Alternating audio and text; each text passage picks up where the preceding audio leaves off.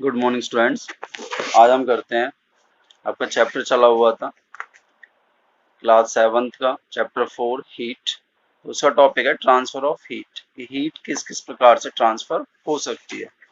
एक ऑब्जेक्ट से दूसरे ऑब्जेक्ट पे आपको हीट को पास करना है, भेजना है, तो आप कौन कौन से मेथड यूज कर सकते हैं। तो देखिए, heat always flows from a body at higher temperature to another body at lower temperature. ये आप लोग जानते हो कि जो हीट है वो हमेशा एक ऐसे ऑब्जेक्ट से या ऐसी बॉडी से पास होगी जिसका टेम्परेचर ज्यादा है, और उस बॉडी की तरफ जाएगी जिसका टेम्परेचर उससे कम है, और तब तक पास होती है जब तक कि दोनों का टेम्परेचर इक्वल नहीं हो जाता। As a result of heat flow, तो इससे क्या होगा, the temperature of the hotter body falls, तो जो गर्म चीज थी उसका टेम्परेचर डाउन होता जाएगा धीरे धीरे, और जो कोल्ड बॉडी थी उसका टेम्परेचर बढ़ता जाएगा। ठीक है। Next, There are three ways in which heat can be transferred from one body to another. तीन तरीके हैं जिसके द्वारा आप हीट को इस तरह पास कर सकते हैं। फर्स्ट आपका conduction, second convection and third radiation. तो कंडक्शन जो जनरली होता है वो सॉलिड्स के अंदर होता है। ठीक है। इसमें जो मॉलिक्यूल्स हैं उसकी मूवमेंट नहीं होती, वो हम देखते हैं। नेक्स्ट दे रखा है आपका कंडक्शन। फर्स्ट देखिए कंडक्शन, एक एग्जाम्पल के थ्रू आपको समझाया हुआ है। Take a piece of stiff copper wire and hold in the flame, what happens. एक कॉपर वायर को आपको फ्लेम पे रखना है, ठीक है, और आपको देखना है कि क्या होता है। जब वो धीरे धीरे गर्म होना स्टार्ट होगा, और गर्म होने के बाद आपने तो उसका जो एक कॉर्नर है, एक फर्स्ट पॉइंट है, वो आपने फ्लेम की ऊपर रखा हुआ है, लेकिन जैसे जैसे फ्लेम उसको टच करती जाती है तो उसका सेकंड एंड भी हीट होना शुरू हो जाता है। The copper wire becomes warm, ठीक है, कॉपर वायर गर्म हो जाता है। आफ्टर सम टाइम, कुछ समय बाद, the copper wire becomes hot, फिर वो हॉट हो जाता है। पहले हल्का गर्म हुआ, फिर ज्यादा गर्म हुआ। अब ऐसा क्यों हुआ? क्योंकि यहाँ पे हीट ट्रांसफर हुई है from flame to the copper wire. Flame से हीट आ गई copper wire. Transfer of heat from hotter part to the colder part without the actual movement of particle of the medium is known as conduction. Conduction क्या है कि जिसमें heat transfer हो रही हो एक गर्म चीज से, एक गर्म वस्तु से ठंडी वस्तु की तरफ, और यहाँ पे उनके पार्टिकल्स की मूवमेंट नहीं हो रही हो। कॉपर वायर के जो पार्टिकल्स उसके पॉइंट पे थे, फ्लेम वाले पॉइंट पे थे, वो अभी भी उसी पॉइंट पे हैं, और कॉपर वायर के जो इन बिटवीन जो पार्टिकल्स थे वो अभी भी अपनी उसी पोजीशन पे हैं। यहाँ पे किसी भी पार्टिकल की मूवमेंट नहीं होती है, और इस तरह की मूवमेंट जब हीट की होती है तो उसको हम कहते हैं कंडक्शन। और in solids heat is transferred by this process. Solids के अंदर कंडक्शन के द्वारा हीट ट्रांसफर होती है।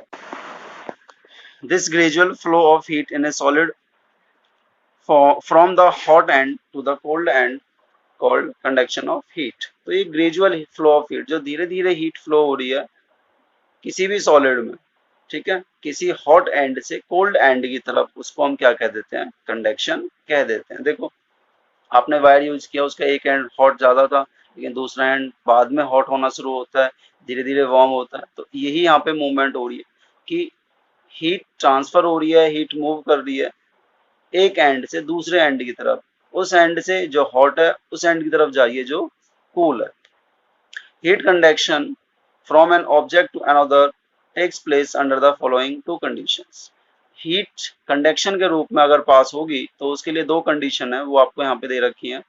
The two object should be in direct contact. एक तो दोनों ऑब्जेक्ट, जो हीट ट्रांसफर कर रहा है और जो हीट रिसीव कर रहा है, दोनों का डायरेक्ट कॉन्टैक्ट होना चाहिए, दोनों एक दूसरे से फिजिकली जुड़े होने चाहिए।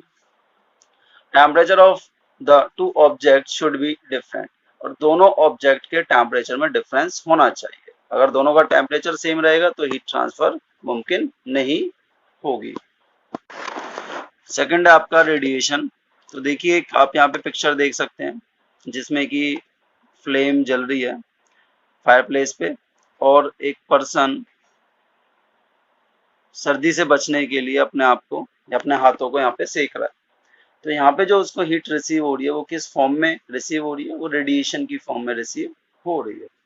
We feel warm when we sit in the sun. जब हम सूरज के सामने या सूरज की किरणों के सामने जब बैठ जाते हैं तो हमें गर्माहट महसूस होती है। या फिर इन फ्रंट ऑफ फायर और in front of an electric heater, या किसी हीटर के सामने बैठ जाएं या फायर के सामने बैठ जाएं। How does heat travel from the sun, from the fire and from the electric heater to us. तो किस प्रकार ये हीट सन की या फिर फायर की या फिर इलेक्ट्रिक हीटर की हम तक पहुंचती है। There is no direct contact between us and the source of heat. यहाँ पे हमारा उस सोर्स ऑफ हीट से डायरेक्ट कांटेक्ट नहीं है, बहुत ही गैप है, डिस्टेंस होती है बीच में, हम उससे डायरेक्ट कांटेक्ट में नहीं रहते। The air between us and the source of heat is a bad conductor of heat. ये भी आप जानते हो कि जो हमारे और सोर्स के बीच में एयर है वो भी हीट को पास नहीं करती, क्योंकि वो एक बैड कंडक्टर होती है। Therefore heat transfer can not be due to conduction. तो कंडक्शन वाला प्रोसेस यहाँ पे यूज नहीं हो सकता, यहाँ पे कोई और तरीका है जिससे हीट हम तक पहुंच रही है। It can not be by convection because the hot air rises upward and not toward us. और ये कन्वेक्शन के द्वारा भी नहीं हो सकता। क्यों? क्योंकि कन्वेक्शन में क्या होता है कि हॉट एयर ऊपर की तरफ बढ़ती है और जो कूल एयर होती है उसकी जो प्लेस है वो नीचे की तरफ होती है, अर्थ के टच में होती है वो। और यहाँ पे तो हॉट एयर हमें मिल रही है, तो यहाँ पे कन्वेक्शन भी नहीं है। In fact heat from any distant source reaches us. तो बहुत दूर वाले सोर्स से जब हीट हम तक पहुंचती है by another mode of heat transfer, किसी और तरीके से, उसे हम कहते हैं रेडिएशन। तो direct transfer of heat from a hot body to a cold body having no contact between them. अगर डायरेक्ट ट्रांसफर हो रहा है हीट का एक गर्म वस्तु से ठंडी वस्तु की तरफ और उनके बीच में कोई भी फिजिकल कांटेक्ट नहीं हो या कोई मीडियम वहां पे हेल्प नहीं कर रहा हो, तो वहां पे हीट ट्रांसफर होती है किसकी हेल्प से? रेडिएशन की हेल्प से। इसका एग्जांपल है the sun transfers heat by radiation. जो सन की हीट हम तक पहुंचती है वो रेडिएशन की मदद से ही पहुंचती है। All hot objects whether solids liquids और गैसेस, चाहे वो सॉलिड हो, लिक्विड हो या गैसेस हो, ट्रांसफर हीट बाय रेडिएशन, वो हीट को ट्रांसफर करते हैं रेडिएशन की हेल्प से। रेडिएशन नीड्स नो मीडियम, इसे कोई मीडियम नहीं चाहिए। Transfer of heat by radiation can occur even vacuum. और ट्रांसफर ऑफ हीट रेडिएशन के द्वारा वहां भी पास हो सकती है जहां पे एयर नहीं होती, जहां पे वैक्यूम होता है। नेक्स्ट मेथड है आपका जिससे हीट ट्रांसफर हो सकती है, वो है convection.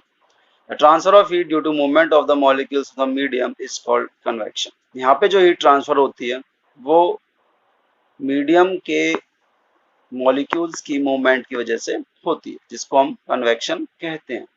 When liquids and gases are heated, जब लिक्विड और गैसेस को हीट किया जाता है, heat is carried from one part to another by actual movement of the hot particles। तो यहाँ पे हीट जो पास होती है एक पार्ट से दूसरे पार्ट पे, वो हॉट पार्टिकल्स की मूवमेंट से होती है। This movement of particles due to the temperature difference between different parts of the same substance is due to convection। यहाँ पे क्या होता है कि मूवमेंट क्यों हो रही है पार्टिकल्स की? क्योंकि टेम्परेचर का डिफरेंस है।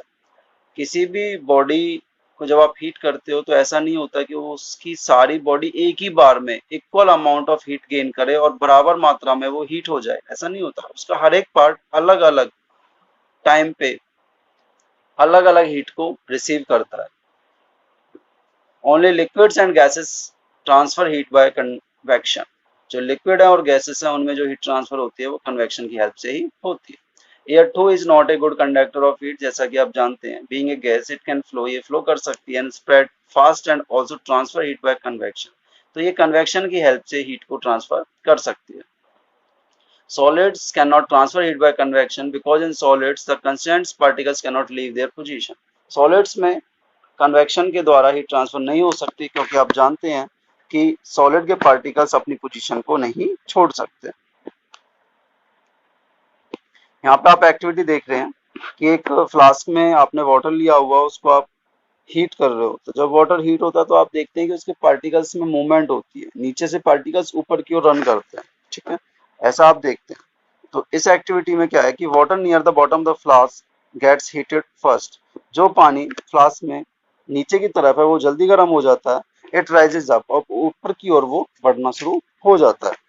The colder water from the surrounding, और जो दूर वाटर था, मीन्स ऊपर की तरफ जो वाटर था, वो पहले तो वो कूल था, तो नीचे वाला हॉट वाटर ऊपर आने की कोशिश करता है और ऊपर वाला कूल वाटर नीचे जाने की कोशिश करता है।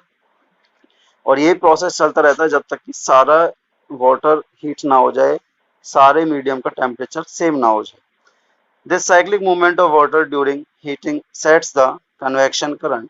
तो इस प्रकार जो ये साइक्लिक मूवमेंट हो रही है पानी की और यहाँ पे एक हीटिंग सिस्टम बन रहा है, तो इसको हम कहते हैं convection current. Air near the source of heat gets warm and rises up. जो हवा सोर्स ऑफ हीट के पास है वो जल्दी गर्म हो जाती है और ऊपर की तरफ बढ़ती है। दिस लीव्स ए गैप, और ऐसे करने से एक गैप बन जाता है which is filled by the colder air from the surrounding, और जिसको कोल्डर एयर जो सराउंडिंग की है उसके द्वारा फिल किया जाता है। The convection current the start in air resulting into heating of air. तो जो कन्वेक्शन करंट स्टार्ट हो रहा है एयर के अंदर, मींस कैसे पता चलेगा, तो वहां पे क्या होता है, एयर हीट होना शुरू हो जाती है। कुछ एप्लीकेशन दिखा रखी है यहाँ पे कन्वेक्शन करंट की। वेंटिलेशन इन रूम्स, देखो घरों में वेंटिलेशन होता है जिससे हवा क्रॉस कर जाए। ये डायग्राम में आप देख सकते हो कि वार्म एयर आउट, ठीक है, फ्रेश एयर इन, इस तरह से। तो नीचे की तरफ से तो फ्रेश एयर आती है और जो ऊपर वेंटिलेशन होता है, ठीक है, उनमें से वार्म एयर बाहर की तरफ जाती है, क्योंकि वार्म एयर हल्की होती है। Warm air being lighter rises up, वो हल्की होती है, ऊपर उठ जाती है, and leaves the room through the ventilation provided near the ceiling, और रूम को छोड़ देती है, रूम में से निकल जाती है। किसकी हेल्प से? वेंटिलेटर्स की हेल्प से।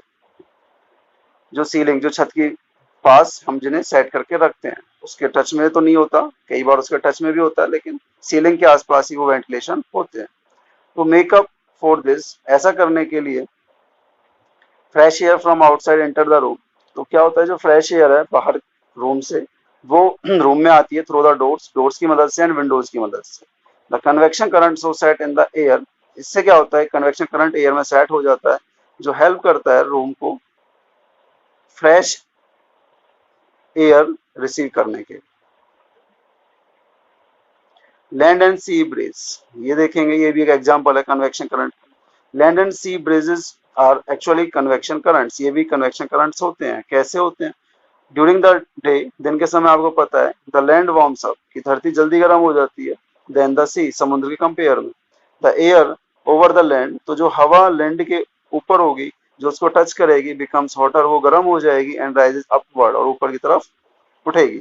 टू टेक दिस प्लेस, अब इसकी जगह लेने के लिए, द कूलर एयर, ठंडी हवा फ्रॉम द सी, सन की वजह से जो आपकी अर्थ यहाँ पे हीट हो गई थी, उसने एयर को हीट कर दिया और वो एयर ऊपर उठ गई। अब उसकी जगह लेने के लिए समुद्र की तरफ से ठंडी हवा आती है।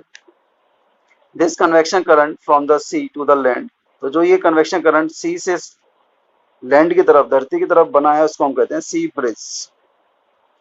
आफ्टर सनसेट, लेकिन जब शाम को सनसेट हो जाता है, तो उस टाइम पे क्या होता है, आपको पता है कि जो रेत होता है, जो सैंड होता है, वो जल्दी हीट होता है और जल्दी ही ठंडा होता है, लेकिन पानी टाइम लेता है हीट होने में और ठंडा होने में भी ज्यादा टाइम लेता है। तो रात के कंपेयर में या शाम के कंपेयर में आपकी अर्थ तो कूल हो जाती है, जबकि पानी आपका हीट ही रहता है। तो पानी के ऊपर की जो एयर होती है वो ऑलरेडी हीट हो जाती है, ये समुद्र के आसपास जो एयर होती है, और वो ऊपर उठ जाती है। तो उसकी जगह लेने के लिए हमारी धरती पे से, हमारी अर्थ पे से एयर समुद्री तरफ जाती है, जिसको हम कह देते हैं लैंड ब्रिज। तो ये आपके यहाँ पे कुछ एग्जाम्पल थे। आई होप आप इन्हें बहुत अच्छे से समझेंगे। ठीक है, अगर कोई आपके डाउट है तो आप मुझे मैसेज कर सकते हैं। Thank you.